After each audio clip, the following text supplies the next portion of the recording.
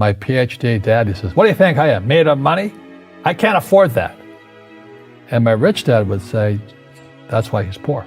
My father was the head of education, PhD, all that stuff. I go home and ask him, said, why don't we learn about money in school? And he looked at me and says, because the government doesn't let us teach that subject. The government tells us what we can teach and what we can't teach. And I thought that was strange. And I said, but aren't we going to school to learn about money? He says, no, your job is to get a job. I said, but you get a job to earn money. He goes, no, you're supposed to just get a job. I went, no. Isn't the purpose of a job to earn money? He goes, you're correct. I said, so why don't I just learn about money? I can skip the job part, you know? And he got flustered and he said, look, and my father was, for Japanese, very tall, 6'4", and imposing man, good guy. But he says, if you want to learn about money, why don't you ask your best friend's father about money? And I said, why? That's Mike. So why ask him? He said, because Mike's father is an entrepreneur. And I said, what are you? He says, I'm an employee. I'm a government employee. And I went, oh, what's the difference? He says, the difference is an entrepreneur must know about money, or they're no longer entrepreneurs. And he says an employee doesn't have to know anything about money because the government will take care of them, the company will take care of them. So I'm all confused. But I took my dad's advice and I trundled over to Mike's father's office and knocked on his door and I said, hey, I'm here, 9 years old. Teach me about money. He says, beat it, kid, you know. But that's where the story of Rich Dad, Poor Dad started.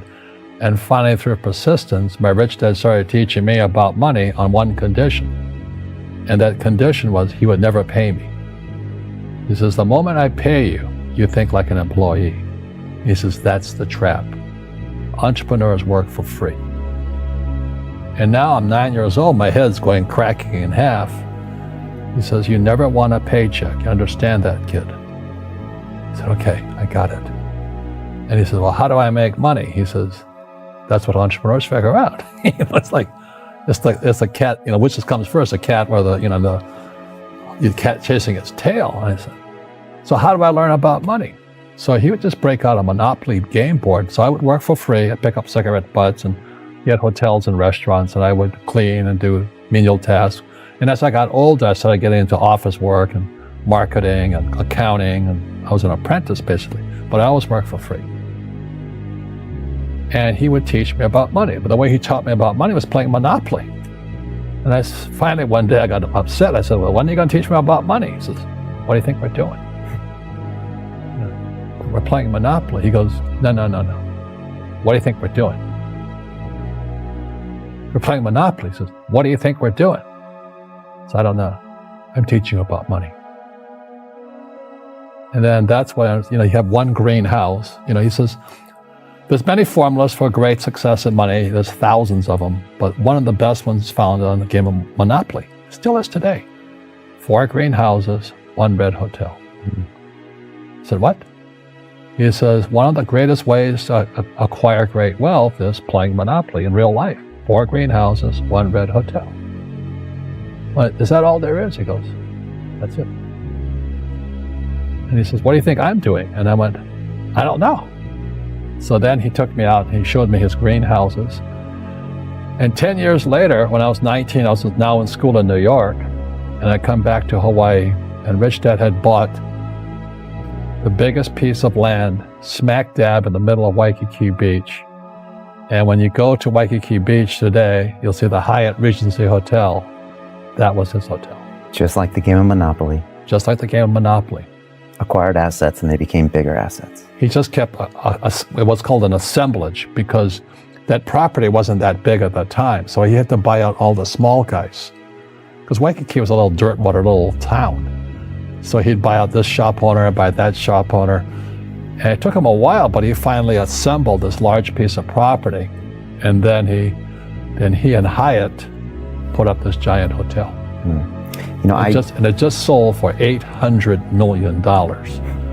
So that's how I learned about money. The school system was designed to teach you to be an employee, which is important, or a doctor or a lawyer, a specialist, but never about money. And what most people lack is real business knowledge, like accounting, like debt, like taxes. You got to know that stuff, but they don't teach it in school to anybody. So, and then when people ask me, how did your rich dad learn this when your poor dad, a PhD, didn't? And the answer is very simply, my rich dad, who's kind of my best friend's father, his father died when he was 13. So rich dad had this family business at 13 to run. So he had to drop out of school, which was his blessing. There's blessings, and sometimes the blessing doesn't look like a blessing, but it turned out to be a blessing. And then his teachers became his bookkeeper, his accountant, his attorney, his banker, his real estate agents. So he has what I call real teachers, not these fake teachers in school. You see, most teachers in school, they're out of ethics. They teach subjects they themselves don't practice. I asked the teacher, I said, I'm in my third year of calculus now. It was called strength of materials. I said, am I ever going to use this stuff? He goes, no. I said, why do you teach it? Because I get paid. I said, do you ever use it? He goes, no. And that's why, you have to, in life, one of the things I suggest to people, you got to find a real teacher versus a fake teacher. And a fake teacher is somebody who doesn't do what they teach. And a real teacher is doing what they teach every day. So my accountants, my attorneys, they're in it every single day. That's how I learn, because every day I'm solving problems in my business. So I have accountants and attorneys and bankers and all these people on speed dial because I'm solving problems with my team. You see, people say, well, why don't you give the poor money? So the only problem with that is it just creates more poor people. Give a man a fish, he fishes for the day, or eats for the day. Yeah, you give a man a fish, you get a lot of people who want more fish, but you teach them to fish. But you are the Robin Hood of knowledge, because I see you giving this knowledge out, and do the rich people cringe and say, don't tell them that, Robin? Yes. Don't tell people what you know. Keep them poor. But, unfortunately, the poor, as was in the Bible, I'm not real religious, the poor will always be amongst us, because it starts up here. Right, it's that fear mentality. It's in their words, and the words become flesh. Again, I'm not really religious. I flunked out of Sunday school also. But when they say I can't afford it or I can't do that, they go down. They become what they say. My PhD dad, he says, what do you think I am, made of money? I can't afford that. And my rich dad would say, that's why he's poor. Poor people say, I can't afford it, I can't do that, I don't have time. Because it's an escape. It's an escape. You know what I mean? It's easy to say, I can't afford it. Oh, I'm too tired. Oh, I can't go to the gym. When you could go to the gym. But no, I can't. Truth is, I'm just too lazy to go to the gym. And your rich dad used to say what instead of, I can't afford it? How can I afford it? How can I do that? What would it take, or why should I do that? He says that a question opens the mind, a statement closes the mind. See, when you say, I can't afford it, your mind shuts down, and you become what you say.